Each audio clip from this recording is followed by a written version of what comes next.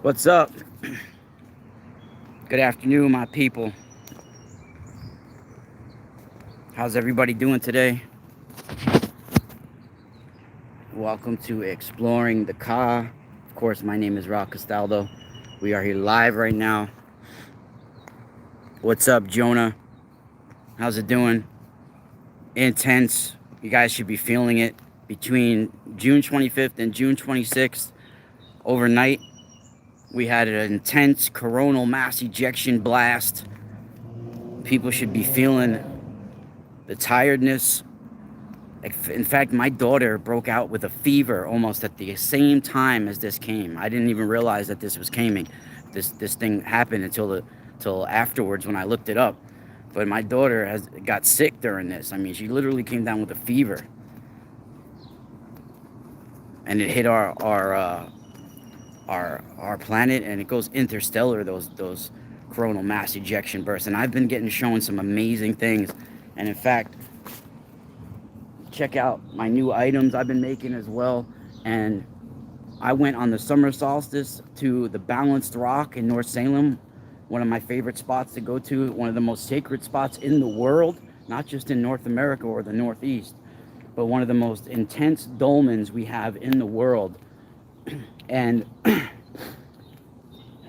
over the last year, I have been doing work at this site involving a project even that it's no longer doing this project for reasons that I'm not sure I'm totally clear on either.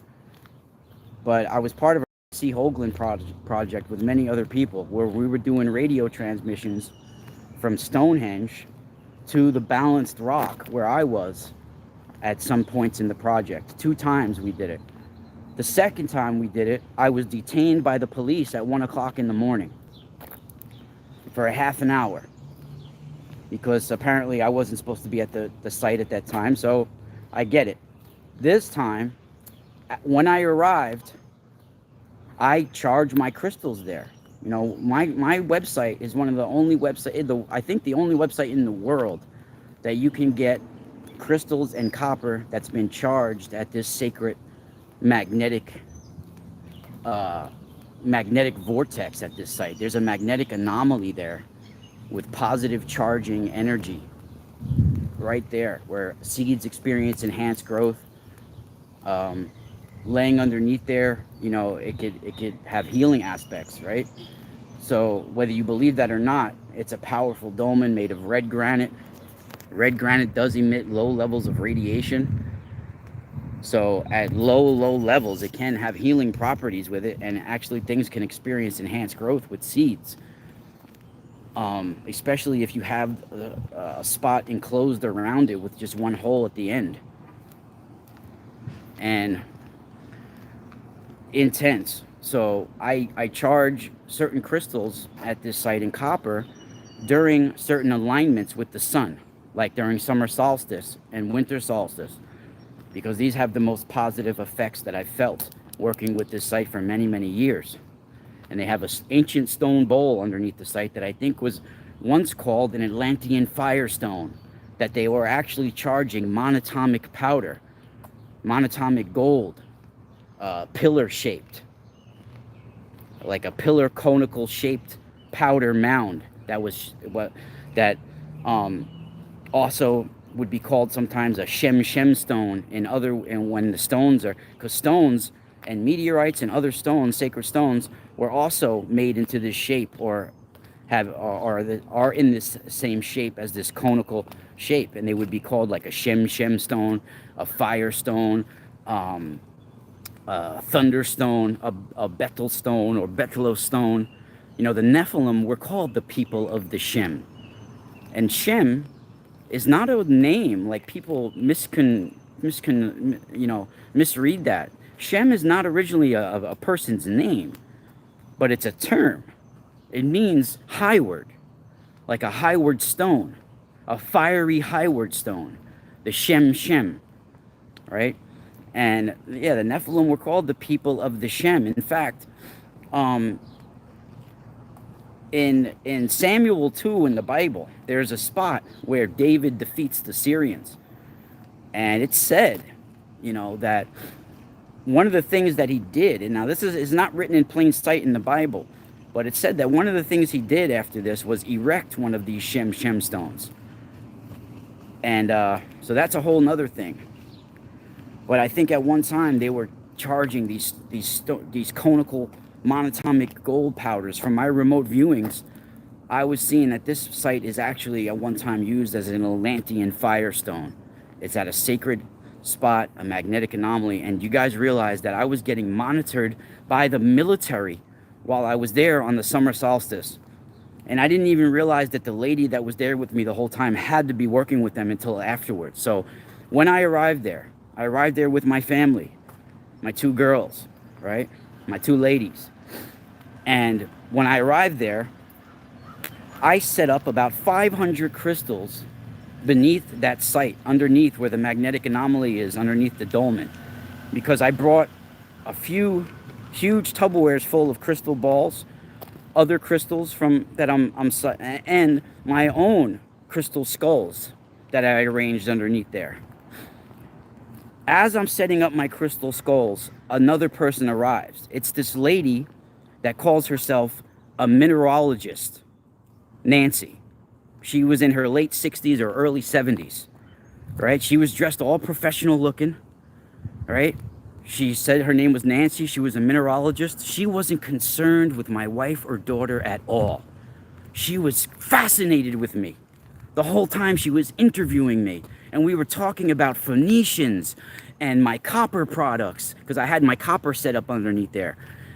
She was talking about Denisovans, she was talking about Bigfoot. She was talking about all these different stuff, but she was talking about it in scientific terms.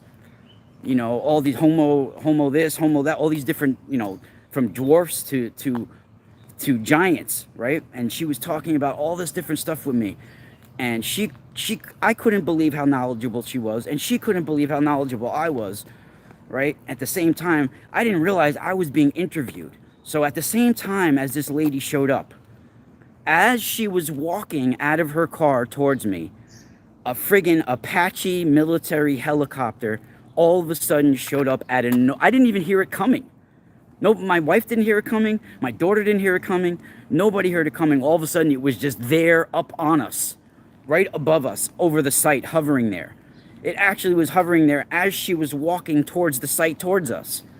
And she literally walked right past my wife and my daughter and went right to me underneath the stone where I was underneath there, bent down, setting up the crystal skulls. And she was immediately fascinated with me and talking to me, asking me questions, right? And then as the helicopter shows up above, it hovered there for a second, right above the site, right? Where you're looking down on the site, all you see, this site is miraculously right in the middle of a residential neighborhood. You literally have a house, the site, and then another house. It's right on a street, right? So like this helicopter, it was black, completely black helicopter with Army on the sides, right? North Salem balanced rock. I've reported about this site for years. I have it all over my website, themysticalspiral.com, reports about it, my investigations there, right? So the Apache helicopter shows up, right? I don't know if it's called the Apache, but it looks like one of those. One of the ones like presidents get escorted in, something like that. And West Point is not that far away from here, but it wasn't the right direction if they were going to West Point. Like they came they were monitoring that site for a second. They deliberately drove, like hovered over that site, because it was literally like only a couple of 100 feet. It wasn't that far above the site. And it came out of nowhere. It's like almost like it came out of another dimension, because you didn't even hear it coming from. Not that I'm saying it did come from another dimension, but it's like it came out of nowhere like that, because I didn't hear it coming, and all of a sudden it was just there, right? So check this out. And then I didn't realize until after what the lady said. At first I just thought, oh, the lady's cool, she's quoting Carl Jung. But like, so as she's getting out of the car and walking towards me, this helicopter shows up, right? And it's hovering there, this black helicopter. It hovers there for a second and then flies off. And as she's walking towards me, it is when it shows up, and she looks up at it, and then she walks towards me, right? And then I was like, wow. The first thing I said to her, wow, what a coincidence. As I'm setting up all these crystal skulls, this military helicopter shows up, right? And I thought she was gonna say, "Oh, you're just being paranoid" or something like that, right? And so this lady looks at me and smiles and says, "Well, Carl Jung says there's no such thing as coincidences."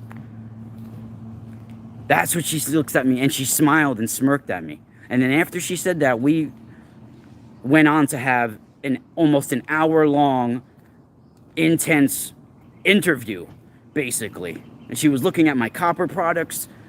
We were talking about the site. Thank God I didn't tell her my deep insights about the site, or I didn't go in deep with her about anything. I kept it real brief.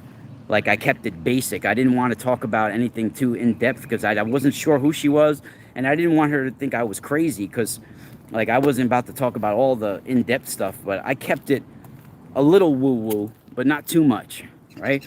But I was surprised that everything I did sort of flirt with that was a woo-woo category. She believed it, you know, and if not, she added some extra stuff. Like, because I started to mention, like, harmonics and things like this.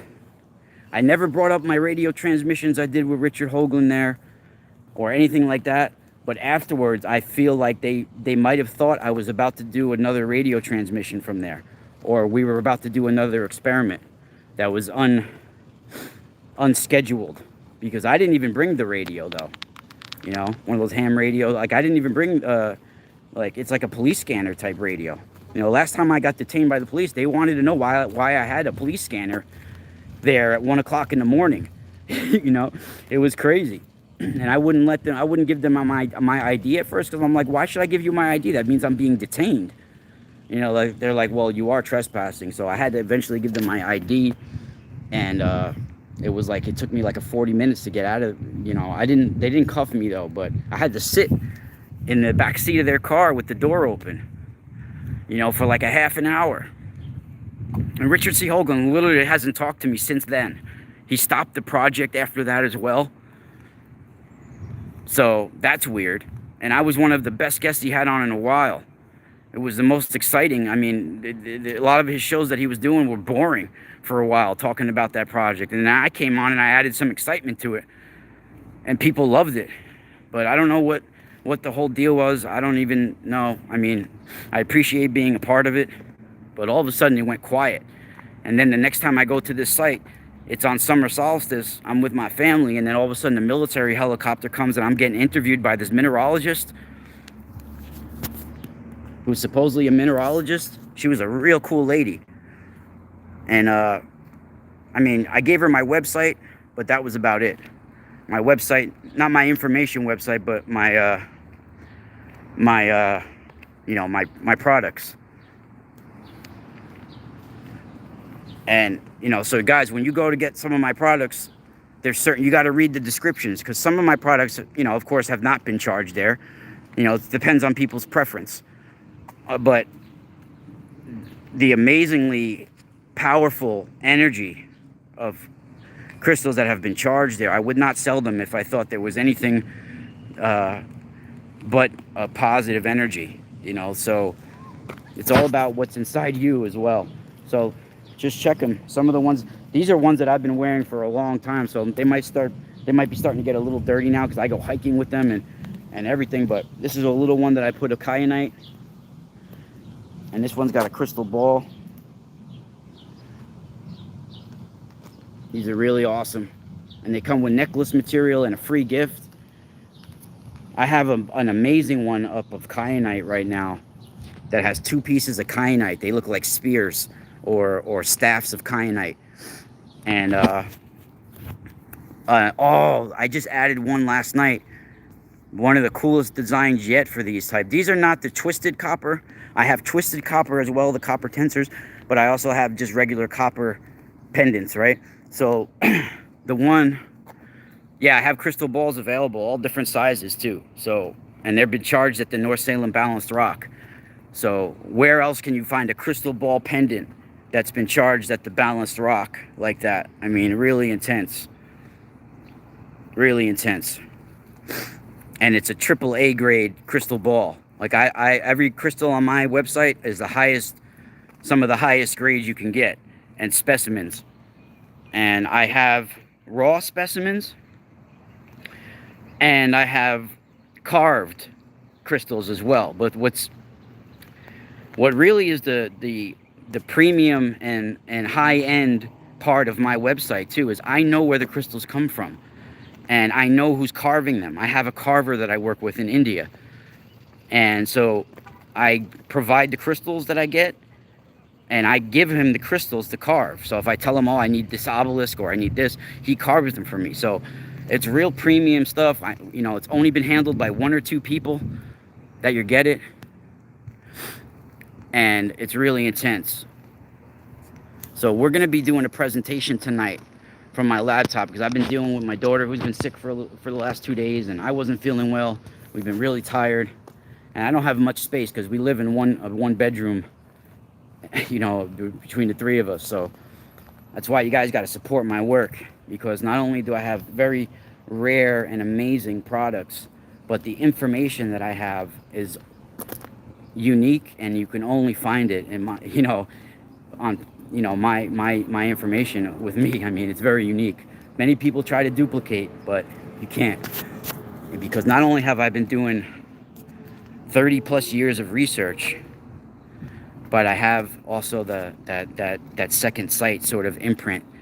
And people might not like it.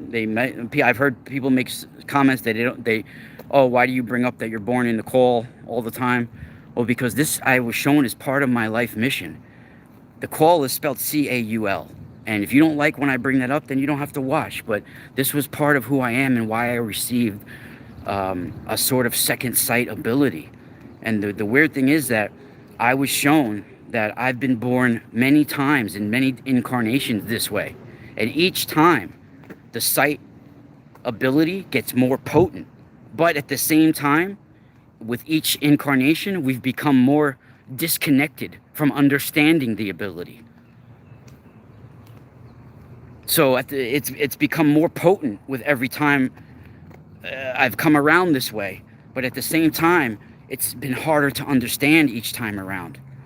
And I've become further disconnected because of ancestors being weeded out before, and society being directed for us to not have a connection to the divine, to source.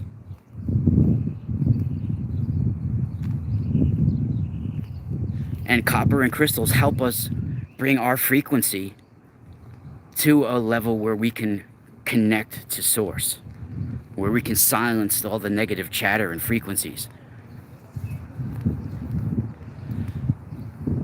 It's sacred technology.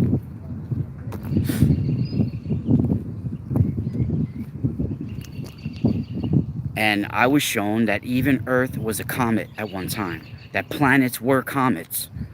That's how they're sent out. And it was put into this rotational orbit, spinning. That's how I think it even has that molten core. Because it was once literally a live acting comet with life on it.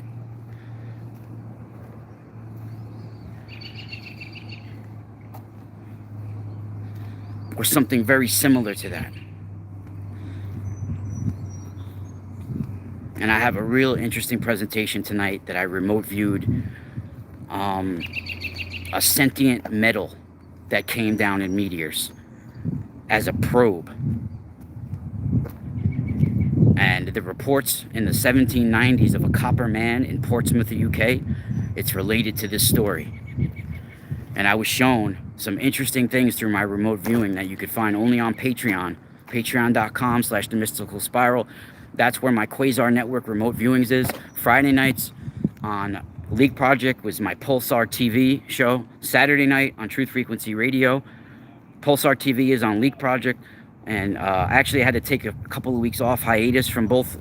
Actually, I did a show last week for Truth Frequency Radio, but this week I couldn't do TFR or League Project. My daughter wasn't feeling well, and all that stuff was going on. So next week I'll be back live with them all.